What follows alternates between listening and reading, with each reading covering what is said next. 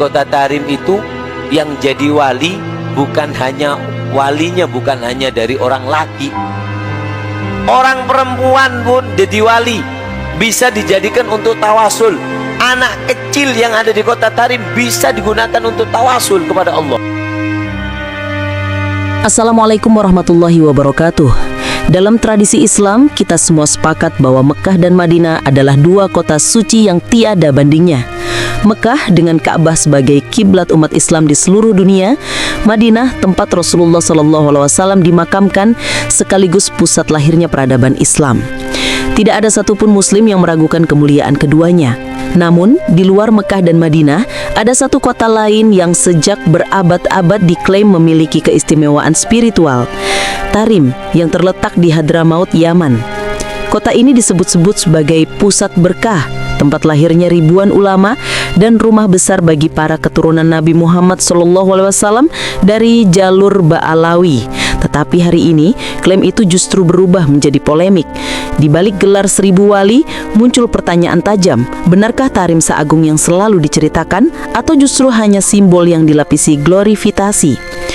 Kita tidak bisa menutup mata, di berbagai literatur, Tarim digambarkan sebagai poros ilmu, fikih, tasawuf, dan akhlak. Namun klaim tentang kemuliaan Tarim kerap berpusat pada satu hal, kedudukannya sebagai tempat berkumpulnya keturunan Nabi atau yang dikenal sebagai klan Ba'alawi. Dari sinilah muncul glorifikasi yang begitu kuat, bahkan kadang tidak masuk akal. Tokoh Jawa bernama Fakih Wirahadiningrat, misalnya, menulis kritik tajam tentang dugaan kepalsuan nasab sebagian Ba'alawi. Menurutnya, ada indikasi kuat bahwa klaim keturunan Nabi yang dihembuskan justru bertentangan dengan data sejarah maupun bukti genetika modern. Kritik ini sontak memicu kontroversi, sebab menyentuh nasab berarti menyentuh akar legitimasi sosial dan religius yang selama ini dijadikan landasan pengaruh oleh kelompok tertentu. Bukan hanya tokoh lokal yang meragukan, sejumlah peneliti Timur Tengah kontemporer, termasuk orientalis seperti Patricia Kroon dan Michael Cook, menyinggung soal lemahnya validitas sejarah terkait banyak klaim di Hadramaut. Meski mereka tidak secara langsung menyebut Tarim, analisis mereka membuka ruang bagi umat Islam untuk mengkaji ulang narasi yang selama ini diterima begitu saja. Lalu mari kita lihat kasus-kasus kontroversial yang melekat pada Tarim. Pertama, klaim bahwa makam Nabi Hud dan Nabi Soleh berada di Tarim. Padahal tradisi sejarah yang lebih kuat menunjukkan kedua nabi itu bermukim dan wafat di kawasan Irak, bagian dari peradaban Babilonia. Bagaimana mungkin dua nabi besar yang hidup dalam konteks Mesopotamia tiba-tiba dimakamkan di Hadramaut yang saat itu masih sepi dan sunyi? Kedua, klaim bahwa 70 sahabat Nabi dari Perang Badar dimakamkan di Tarim. Hal ini tercantum dalam beberapa kitab klasik, termasuk karya Umar bin Muhammad Basaiban Ba'alawi. Namun catatan sejarah resmi Islam justru menyebut para syuhada Badar dimakamkan di Medan Badar, dekat Madinah. Klaim Tarim ini dengan sendirinya menimbulkan pertanyaan serius. Apakah narasi sejarah telah dipelintir demi memperkuat citra sebuah kota? Ketiga, fenomena yang kini marak, pasir inat Tarim. Di berbagai marketplace internasional dan lokal, beredar botol berisi pasir dari pemakaman Inat Tarim, dijual dengan harga mulai ratusan ribu hingga jutaan rupiah. Narasinya, pasir ini penuh berkeberkahan, bisa mengusir jin, menyembuhkan penyakit, bahkan melancarkan rezeki. Praktik semacam ini jelas bukan hanya menjual benda mati, tapi menjual mitos. Lebih berbahaya lagi, mitos itu dibungkus dengan nama agama. Fenomena ini bukanlah hal baru. Sejarah mencatat bagaimana simbol-simbol agama kerap diperdagangkan demi keuntungan duniawi. Dalam tradisi Kristen abad menenah, relik suci seperti potongan kayu salib, rambut santo, atau bahkan air mata Maria diperdagangkan dengan harga fantastis. Di India, praktik kultus terhadap abu guru atau air mandi dari sungai tertentu juga dijadikan komoditas. Kini, di tengah modernitas dan kemajuan ilmu pengetahuan, umat Islam pun diuji dengan fenomena serupa di Tarim. Pertanyaannya, apakah kita akan membiarkan simbol suci agama diperalat untuk kepentingan ekonomi, politik, dan prestis sosial? Atau kita akan kembali kepada prinsip tauhid murni yang diajarkan Rasulullah, bahwa hanya Allah yang layak diagungkan, bukan tanah, bukan pasir, bukan pula klaim nasab yang samar? Opini ini bukanlah ajakan untuk membenci Tarim. Kota ini tetap bagian dari sejarah Islam, melahirkan banyak ulama dan berperan dalam penyebaran dakwah termasuk ke Nusantara. Tetapi di atas semua itu, umat berhak menuntut kejujuran sejarah. Jangan ada lagi glorifikasi tanpa dasar. Jangan ada lagi perdagangan mitos yang menodai kesucian Nabi Muhammad SAW. Inilah waktunya umat Islam bersikap kritis, karena iman yang sejati bukan ikut-ikutan pada simbol, tapi berdiri tegak di atas kebenaran. Ketika kita menyebut nama Tarim, bayangan yang muncul di benak banyak orang adalah kota yang tenang, penuh cahaya ilmu, dan dihuni para ulama besar. Di sanalah lahir ribuan sanad keilmuan yang konon sampai ke Rasulullah SAW. Namun, paradoks mencuat ketika kota yang disebut pusat ilmu justru menjadi sumber polemik dan kontroversi. Peneliti seperti Michael Cook dan Patricia Cron dalam kajian sejarah awal Islam pernah menyinggung betapa sulitnya menautkan klaim otentisitas situs-situs keagamaan dengan fakta sejarah. Penelitian kontemporer di Yaman juga menunjukkan bahwa sebagian besar klaim kesucian situs, termasuk di Tarim, lebih banyak lahir dari konstruksi sosial ketimbang bukti arkeologis. Dengan kata lain, kesucian itu bukan berasal dari dalil yang kokoh, melainkan dari narasi yang terus diulang hingga seakan-akan tak terbantahkan. Salah satu figur sentral dalam glorifikasi Tarim adalah Abu Bakar bin Salim, tokoh yang manakibnya banyak dibacakan di berbagai majelis. Dalam narasi itu, beliau disebut memiliki karomah luar biasa, bisa memadamkan api neraka dengan kelingking, atau menjanjikan surga bagi siapapun yang melihat dirinya, bahkan yang sekadar melihat orang yang pernah melihatnya. Narasi semacam ini jelas bertentangan dengan Al-Quran. Allah berfirman dalam surah An-Najm ayat 39, dan bahu manusia tidak memperoleh selain apa yang telah diusahakannya. Begitu pula hadis sahih riwayat Bukhari dan Muslim yang menegaskan bahwa siapapun yang masuk surga hanyalah dengan rahmat Allah, bukan karena melihat seorang manusia, betapapun alimnya. Maka ketika manakib menggambarkan figur yang seakan memiliki otoritas surga neraka, disitulah tauhid mulai tergeser oleh kultus individu. Lalu mari kita melihat dampak sosial dari glorifikasi ini. Masyarakat awam kerap terjebak dalam keyakinan bahwa mengikuti Ba'alawi atau memegang pasir Tarim akan membawa berkah. Tidak sedikit yang menguras kantong demi membeli pasir inat Tarim yang diperjualbelikan secara daring. Data pencarian marketplace seperti Tokopedia, Shopee, hingga eBay menunjukkan masih ada ratusan penawaran produk pasir Tarim dengan deskripsi bombastis, mengusir jin, membuka rezeki, bahkan sebagai jimat rumah tangga. Fenomena ini menunjukkan adanya penyalahgunaan ekonomi atas nama agama. Pasir yang sejatinya benda mati disulap menjadi relik bernilai jutaan rupiah, dan masyarakat awam dengan harapan memperoleh keberkahan instan rela menjadi konsumen setia. Inilah wajah kapitalisasi spiritual yang berbahaya ketika iman dijadikan barang dagangan. Kita tidak sendirian dalam menghadapi masalah kultus. Dalam tradisi Kristen abad pertengahan, relik suci seperti tulang santo atau darah Yesus Kristus diperjualbelikan untuk menebus dosa. Di India, sebagian kelompok Hindu memuja abu kremasi guru mereka. Bahkan dalam gerakan Zionis modern, klaim atas situs suci di Yerusalem dijadikan alat politik untuk menguasai tanah Palestina. Semua fenomena ini mengajarkan bahwa kultus terhadap relik dan darah keturunan selalu berakhir pada penyalahgunaan, baik spiritual maupun material. Umat Islam seharusnya belajar dari sejarah itu. Rasulullah SAW sendiri melarang keras pengultusan keluarga beliau secara berlebihan. Beliau bersabda dalam hadis sahih riwayat Bukhari, "Janganlah kalian berlebih-lebihan dalam memujiku sebagaimana kaum Nasrani berlebih-lebihan dalam memuji Isa putra Maryam. Sesungguhnya aku hanyalah seorang hamba, maka katakanlah hamba Allah dan Rasul-Nya." Karena itu refleksi kita jelas, Islam dibangun di atas tauhid murni, bukan pada glorifikasi silsilah. Jika ada yang mengaku cucu Nabi, maka kemuliaannya bukanlah pada nasab, melainkan pada amalnya. Tidak ada dosa lebih besar daripada mengaku sebagai keturunan Nabi untuk kepentingan duniawi, apalagi untuk menyesatkan umat dengan menjual keberkahan palsu. Hari ini, umat Islam membutuhkan keberanian intelektual untuk berkata jujur. Tidak semua klaim tentang tarim harus diterima mentah-mentah. Tidak semua kisah manakib layak dijadikan pegangan. Dan tidak semua simbol keagamaan pantas diagungkan. Kita diajarkan Al-Quran untuk menggunakan akal. Kita diajarkan Nabi SAW untuk mengikuti sunnah, bukan mitos. Maka saatnya kita bersikap kritis. Saatnya umat bangkit dari tidur panjang glorifikasi palsu. Mari kita berdoa.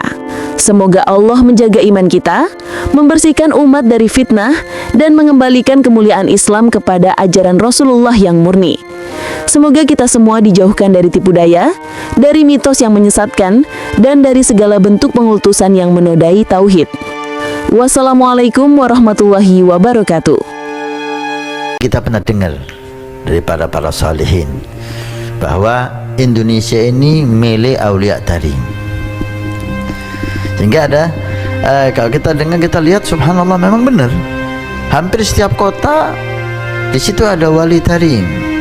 Coba kita lihat Jakarta, Habib Ali Kuitang Al-Habsyi, Habib Abdullah bin Muhsin Al-Attas Bogor, Habib Hussein Luar Batang, Al-Idrus, sampai Habib Umar, Habib Salim bin Jindan, Habib Umar bin Hud, Hadramaut, semuanya Hadramaut Tarim.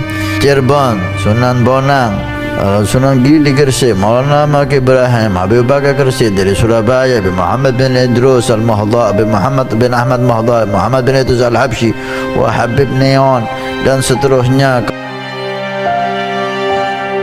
Konon, di antara lembaran tua yang disembunyikan dari mata dunia, tersimpan sebuah kitab misterius bernama Al-Jafr.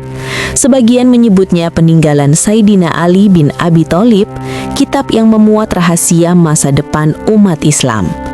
Dalam kisah yang diwariskan secara lisan, kitab itu menubuatkan bahwa cahaya Islam suatu hari akan bangkit dari timur, dari negeri yang jauh dari gurun dan perang, dari tempat di mana akal dan iman berpadu dalam kedamaian. Kini sebagian menafsirkan timur itu adalah Nusantara, Indonesia. Dari situlah muncul berbagai tafsir dan klaim simbolik. Di antara yang paling populer adalah ungkapan Indonesia bintu Tarim. Indonesia adalah anak perempuan Tarim. Kalimat ini sering dikutip sebagian kalangan dari klan Ba'alawi, yakni kelompok Sayyid keturunan Nabi yang berasal dari kota Tarim, Hadramaut, Yaman. Tarim selama berabad-abad dikenal sebagai kota seribu wali, pusat spiritualitas Islam, tempat lahirnya banyak ulama besar. Klaim ini sekilas tampak indah, bahkan puitis. Ia menempatkan Indonesia sebagai penerus misi dakwah Tarim, pewaris cahaya keilmuan dan akhlak Rasulullah SAW.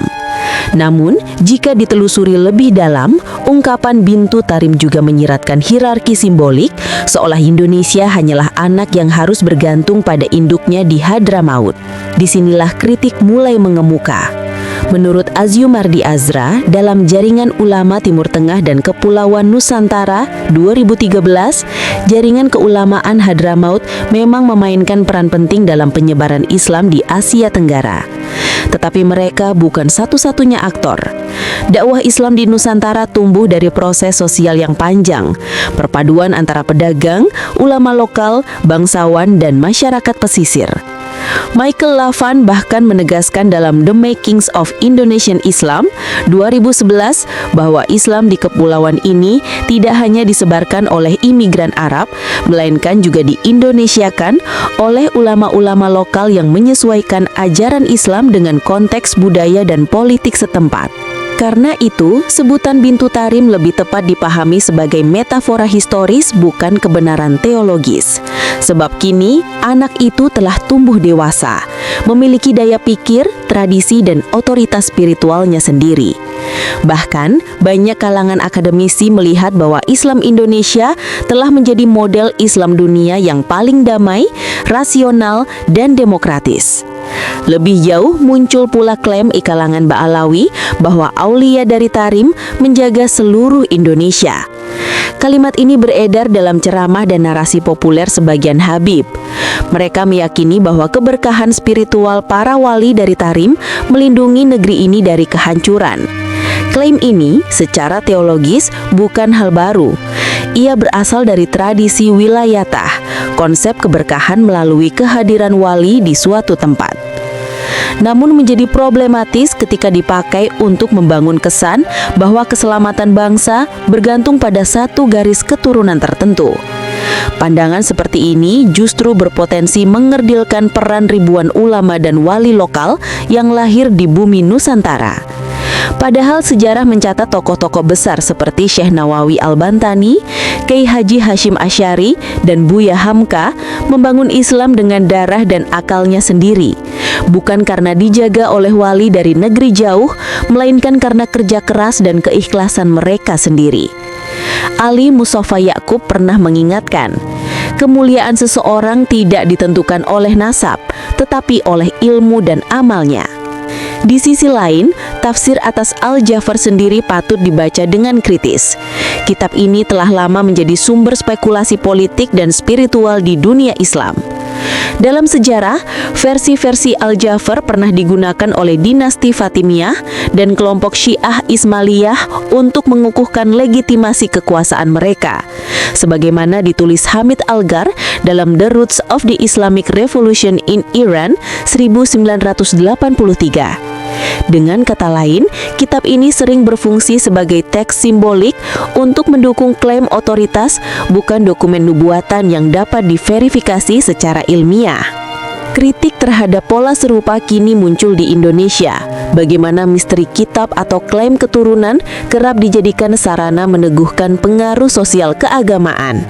Padahal, seperti disampaikan Quraisy Shihab dalam Wawasan Al-Quran 2007, Islam menolak superioritas etnis dan garis darah.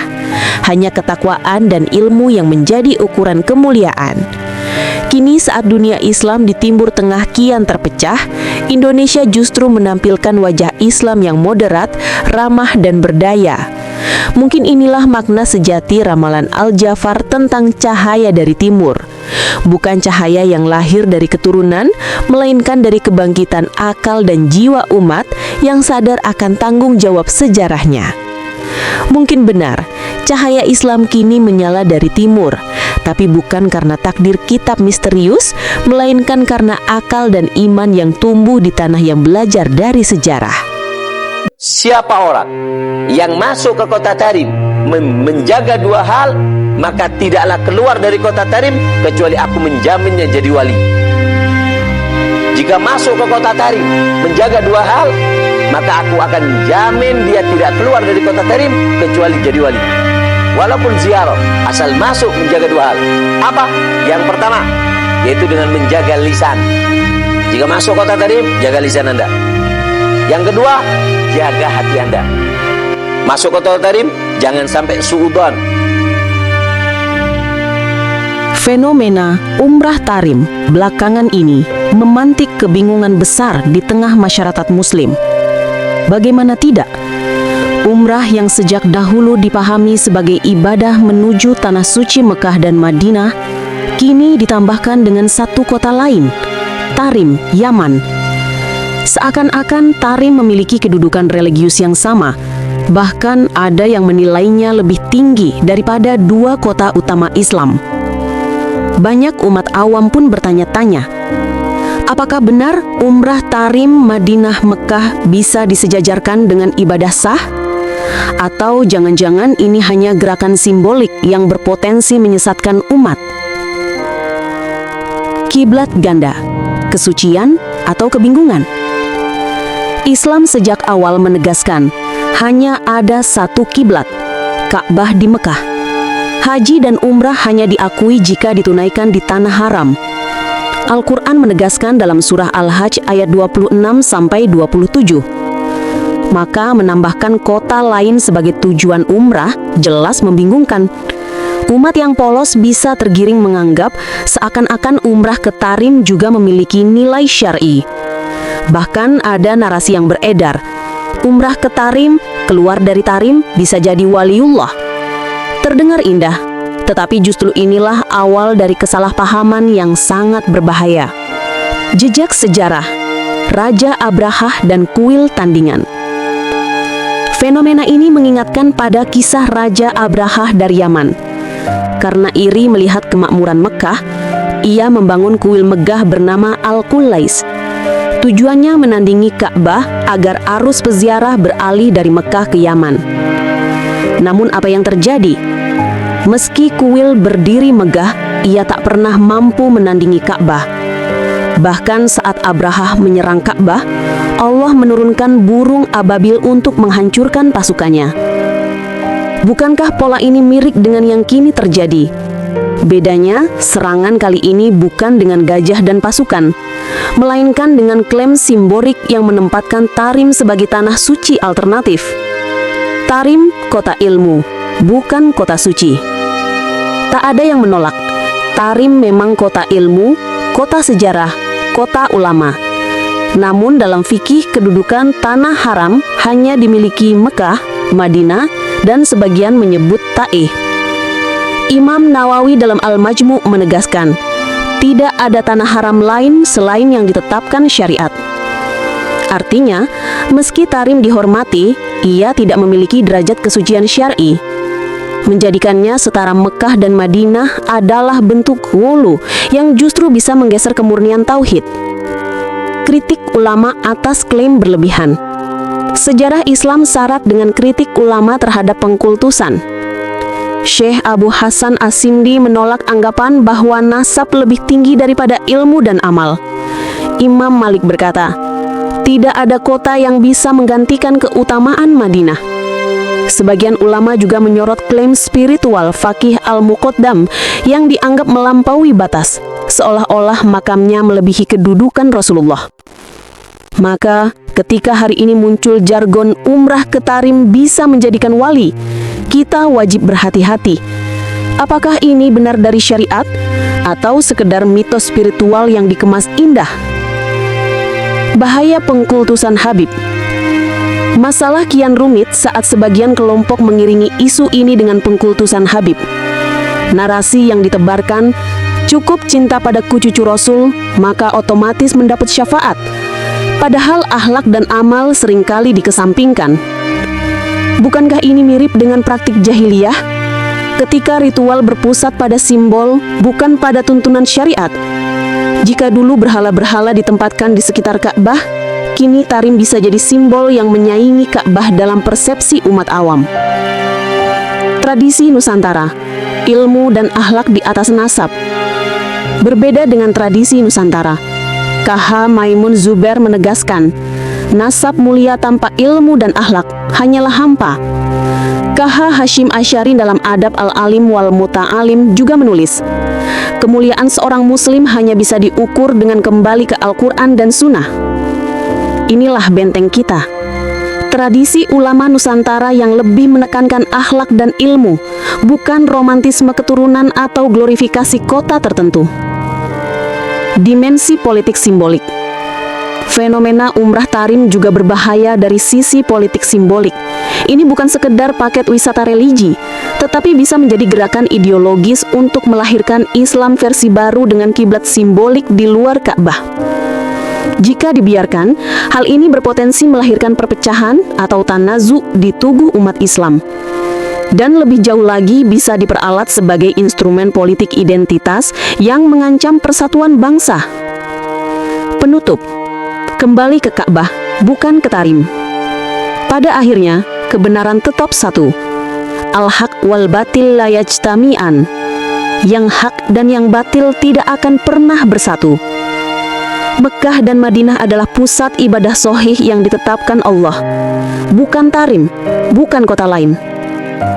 Tarim boleh dihormati sebagai pusat ilmu, tapi jangan sekali-kali menjadikannya tanah suci alternatif. Mari kita, Muslim Nusantara, tetap lurus menghadap Ka'bah. Jangan terjebak romantisme yang berujung pada penyesatan. Semoga Allah memberi hidayah kepada umat, menjaga negeri ini dari fitnah perpecahan, dan meneguhkan kita di jalan lurus. Ihdinas siratal mustaqim.